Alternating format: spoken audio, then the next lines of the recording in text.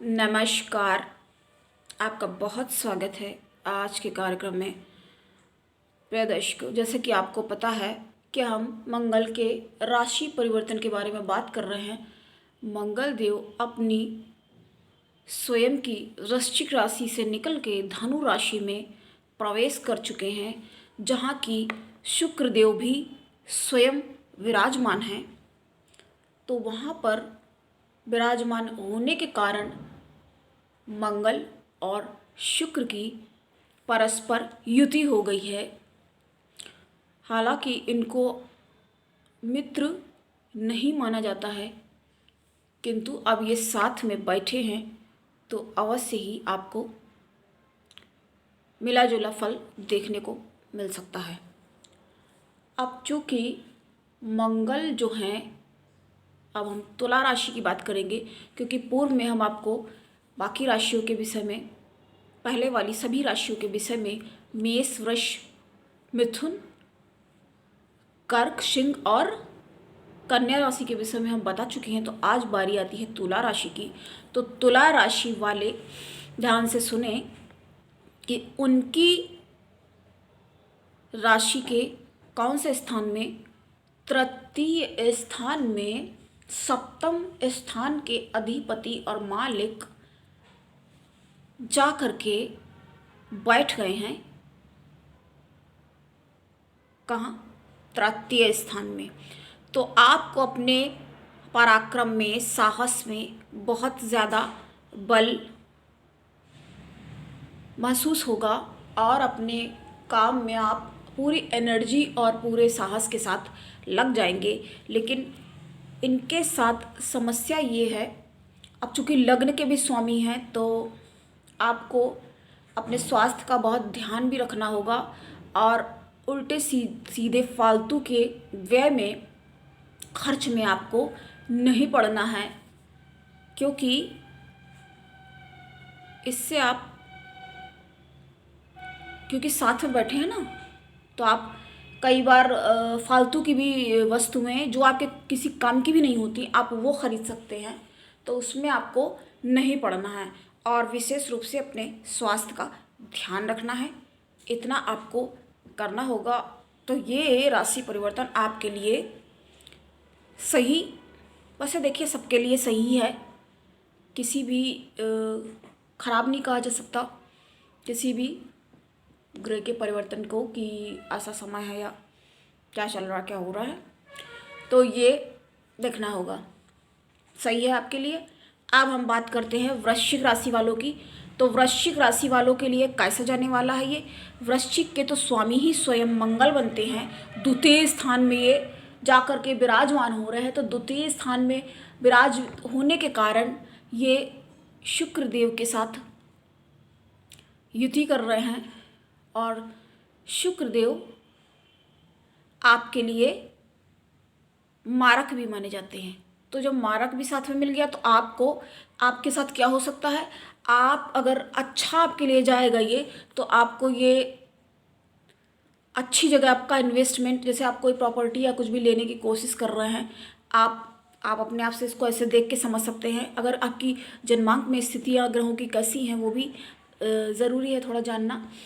तो अगर ये आपको अच्छा फल प्रदान करते हैं तो आप प्रॉपर्टी, मतलब कुछ आपकी स्टेबिलिटी मतलब होगी, ऐसे आपको समझना होगा। और अगर आपके लिए सही नहीं जा रहे तो आपके स्वास्थ्य में हानि हो सकती है, मतलब वो धन का अपव्यय, इसको थोड़ा आपको ध्यान रखना होगा। स्वास्थ्य के लिए बता रहे हैं हम, क्योंकि स्वास्थ्य का ध्यान रखना, कहते हैं ना, तंदुरुस्ती हजार नियामतें भी कहते हैं। तो हमने अब वृश्चिक राशि की बात की, वहाँ पर विराजित होने के कारण ये कहाँ दृष्टिपात करेंगे? 4 पंचम स्थान में देखेंगे। तो थोड़ा अगर पढ़ाई के विषय में आप अगर विद्यार्थी हैं तो आप पढ़ाई के लिए भी अपना देख सकते हैं कि आपको कौन सी दिशा में जाना है और क्या व्यय करना है, क्योंकि शिक्षा का स्थान भी बुद्धि विद्या का स्थान माना जाता है। तो इस तरह आपको देखना होगा। और प्लस ये अष्टम पर भी दृष्टिपात कर रहे हैं, वो हमने आपको स्वास्थ्य के ध्यान के लिए पहले ही बोल दिया, वो तो देखो रखना ही पड़ेगा, क्योंकि मंगल जो है एनर्जी, जो आदमी एनर्जी दिखाएगा, इधर उधर घूमेगा या दौड़े कूदे, तो चोट चपेट लगने की आशंका बनी रहती है, इस कारण ये बात कही जाती है। हाँ, और ये अपने परम मित्र की राशि में है तो लाभ सबको क्यों नहीं प्रदान करेंगे, वो बाध्यकारी हैं लाभ देने के लिए। जी हाँ, बिल्कुल बाध्यकारी हैं, सभी के लिए बात करी जा रही है। ये सभी के लिए कहा जा रहा है कि बहुत अच्छा ही फल प्रदान करेंगे। अब हम बात करेंगे धनु राशि की।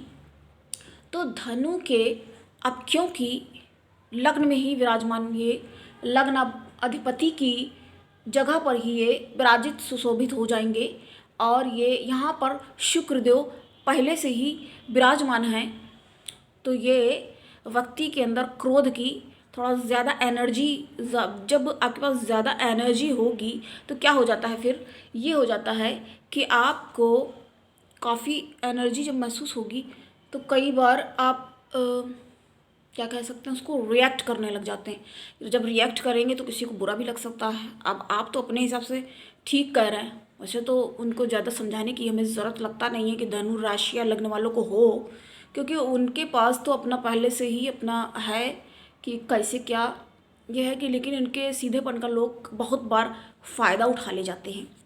तो ऐसा होने से बचने की आवश्यकता है। और अगर आपका कोई कार्य व्यापार है, व्यापार क्षेत्र में थोड़ा आप बहसबाजी या इन चीज़ों से बचना होगा, क्योंकि इनका दृष्टि वहाँ तक पड़ रही है।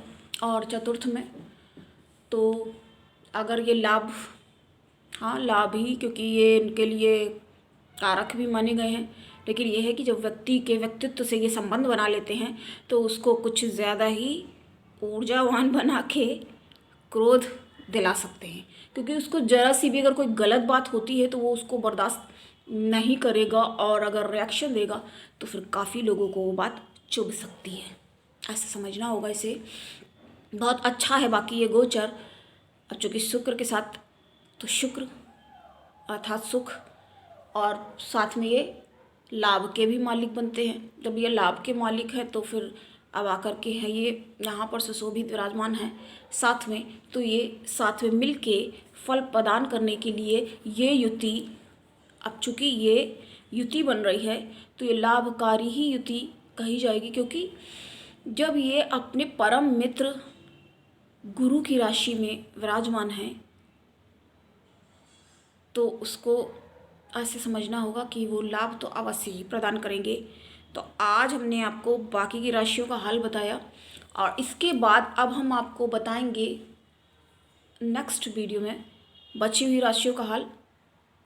अगर एक बार में ही बना देते, दो बार में तो ज़्यादा लग रहा सही, लेकिन ऐसे छोटे बना दिए, कई बार कोई देखता है नहीं देखता, ऐसे जिसकी अपनी जो राशि होगी वो आराम से देख सकता है, इसलिए हमें लगा ऐसे देखा जाए तो ये सही भी है।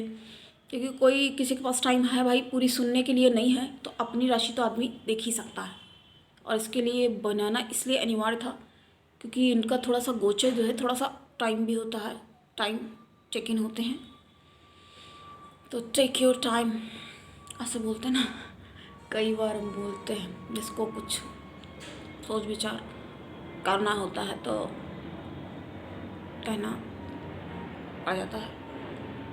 तो ये आपने आज जाना तुला वृश्चिक राशि के बारे में और धनु राशि के बारे में। अब लास्ट बट नॉट लीस्ट, तो ये लास्ट की जो राशि बचती हैं मकर, कुंभ और मीन, इनके बारे में हम नेक्स्ट में आपको बताते हैं। तो आपको कैसा लगा, कैसी लगी आपको जानकारी, आप लाइक करिए, शेयर करिए, सब्सक्राइब करिए और बताइए कैसा लगता है आपको।